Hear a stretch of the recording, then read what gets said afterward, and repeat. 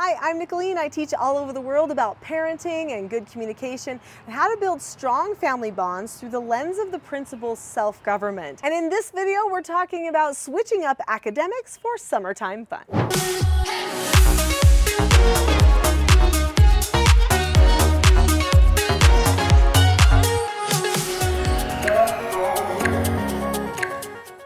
Just because it's summertime doesn't mean we stop learning. In fact, did you know that many children get bored during the school year? More bored at school, learning things that they already know and not being challenged, and wishing and hoping that they could build that thing, create that thing, learn that new thing. So why not make summertime all about learning too? Now, this doesn't mean that you do public school at home. You don't sit them down and make them go through all of the grueling things that they would normally have to do. No, make it a little bit more fun, but still learn. Now, I will say in our family, so I homeschooled my children. I know many people who like this channel also homeschool their children as well. Do keep math alive, keep it alive. So when you are doing school in the summertime with your children, always have a read aloud, always do your family devotional, which in my case I call my canon, and then if you can, keep math alive, even if it's just 15 minutes a day, so that they don't have to ever go back and review. I love that my children never had to review. That meant they could get done with all of their maths really early. And they were ready for their college entrance exams, those types of things, because they didn't lose half of their math every single year. Budget in that little bit of time, but honestly, within like 1 hour, maybe an hour and a half, you can do your family devotion, maybe your music study, which you don't want to lose your music, reading, and then you can do your math time and get all that accomplished in probably about an hour and a half. So what do you do with the rest of the day? Oh, there's so many fun things I can't wait to tell you. Before I tell you all of my great plans for summer that you're not going to want to miss, do you see that subscribe button? Hit that thing now, because that button gives you access to more great videos just like this. Summer is actually the best time to do learning because your time is all yours. It's your own. Now, a wise parent does not cart their child off to the water park every single day. Have a field trip Friday. If you want to know how to make a great field trip Friday, be sure to watch my video all about field trip Fridays. But a wise parent gives their child enough time to actually do some of the learning that they need to do, to take on projects. Those are memory makers for them. Let them create things and do things. These are great learning experiences. So we want our children to learn, but do you know all academic learning does not have to be sitting down with a book and a workbook and going through facts. Actually, there are so many great things you can learn just by living life. Now, this is a book called The Toothpaste Millionaire. It's by Jean Merrill. I found this years ago, read it to my children. This book has tons of math in it. There's another book, a series of books called Mathematicians Are People Too, stories about great mathematicians. They're just short and you can duplicate some of their great mathematics, which is super fun. Anyway, so you get to see where the math came from. Those are fun things to do, honestly, if you're a homeschooler all year long. But if you're just wanting to have something fun to do for summer, read The Toothpaste Millionaire. There's math in there, but there's also great ideas on starting a business. So get the children planning and starting a business, making flyers, doing some of the things that the Toothpaste Millionaire did when he became a boy millionaire selling toothpaste. Another idea for summer for learning is to start a club. In fact, I have a whole video about starting clubs and helping your children start clubs, so definitely look for that. But there are so many different types of clubs you could start. You could start a cartoon club where people draw cartoons. You could have a Lego club where you learn how to do all the cool Lego things, the mechanical things that Legos do, or build amazing structures. There's cooking clubs and service clubs. Those types of clubs are great for teaching children leadership. They get the opportunity to put some ideas together, put them down on paper, take action. These are great ways to nurture academics in the summertime. If you want your children to love learning, then make it fun. So there are a lot of books that I use. These are some of them. This one is Kids Create, found this years ago, and has tons of activities in there for crafts for children, things that actually get them thinking. This book here, Colonial Kids, is an activity book all about colonial times. So do you want to go and visit the old colonial times stuff, like maybe Jamestown, Williamsburg, if you live in the United States?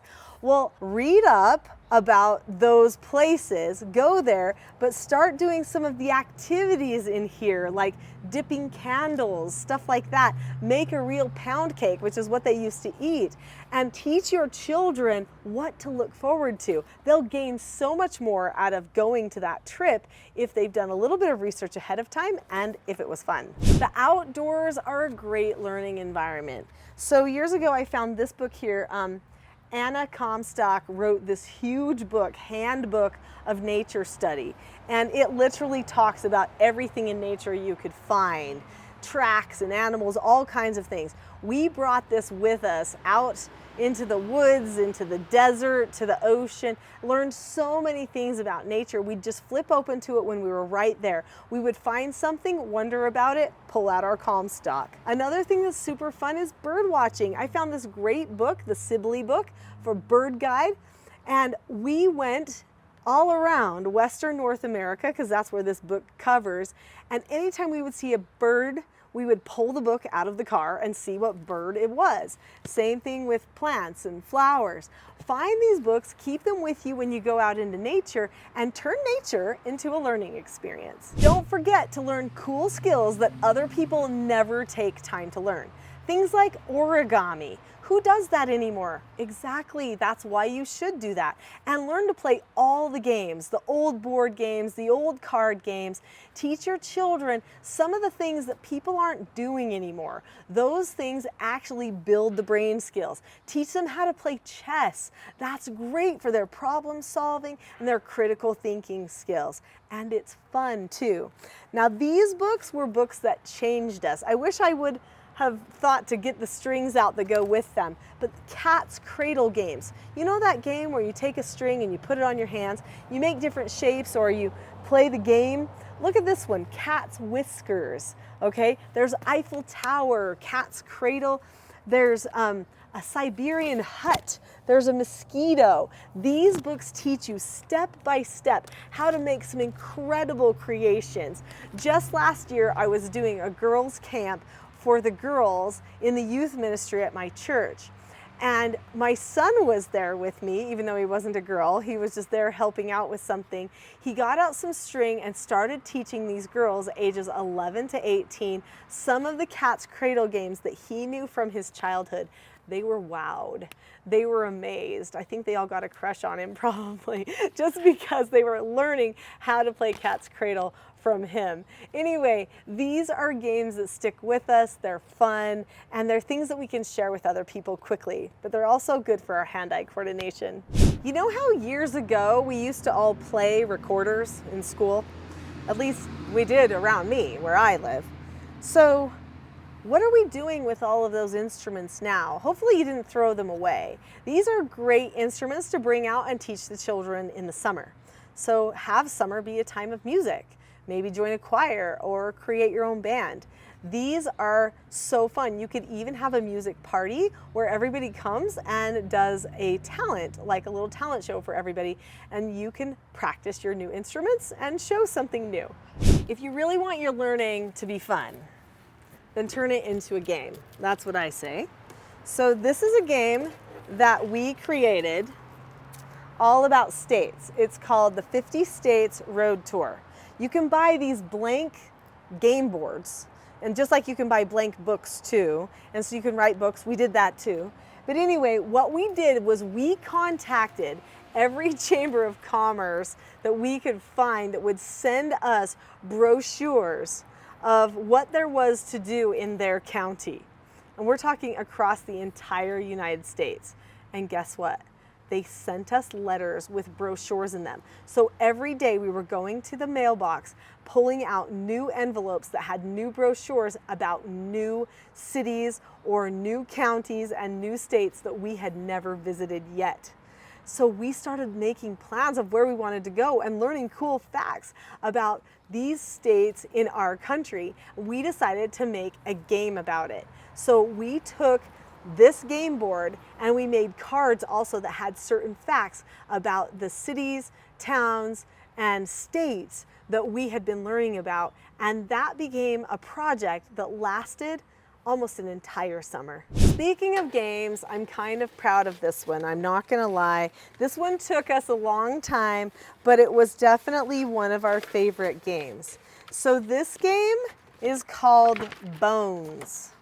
And we made these little charts so you can see there's an outline for where bones should go. And each person has their own mat that they get to use. And then we took cards and we would pick cards, like this one says spine and this one says skull, and it lists the different bones that are in the skull. Well, then each person has laminated bones that fit in those marks on the chart, so that then when they pick one of the cards out of the stack that is one of the bones that they need, then they can put it on their chart. The first person to get their whole skeleton complete is the person that wins the game. So when you're learning about anatomy or biology, turn it into something fun. It seems more summer-like when it ends in a game. Other great things to do with your summer are learn adult skills like sewing, cooking, basic repairs. Learn about the stars and have star parties, make star maps. In fact, speaking of the stars, we actually made games about stars. So we have games that tell us the magnitude of a star. We have games that's like constellation matching games. We have Big Dipper dominoes. We have so many different games that have the constellations that match up or that tell us what stars are where in the sky. So we would get together and play our games with people, and then we would have a star party. Super fun. So learn about something and play with it a little bit. Another great activity is go visit places your family has lived, or go visit people in your family you don't usually see. Learn stories from their lives. Maybe record the stories from their lives on a digital device, and then make a record of those things. So you could start writing down family histories. Do your family history or your genealogical research. This actually gets the children writing, learning, and reading, and it's something that is immediately relevant to them because it's about their heritage, their family, where they came from. And I've got to say, this is probably one of my favorite studies to do with children, because our children nowadays are getting lost. They don't know who they are. And that is creating a big problem. So if you teach them all about their roots and where they came from, then they're more solid in their foundation of who they are. Probably one of the biggest things that I could tell you that would really help academics for the summertime is learn together. Don't just say, you do that assignment. That's not very inspiring. Do it with them. Make it so that that environment is engaging when it comes to academics. If you're talking about more, they'll want to learn more. And if you want to learn more about the things that I teach, you may want to learn about the parenting stuff. That's what I'm known for the very most all over the world, is helping parents learn how to communicate with their children in calm and appropriate ways, and helping the children learn the basic skills that they need for self-governing themselves. You want to have a great academic summer, then they need to be able to control themselves and self-govern themselves, which means they might need key skills. To learn those key skills, I highly recommend going to my next video, which is called The Not So Known Secret for Parenting Success. Click on the link to that video now. I'll see you there.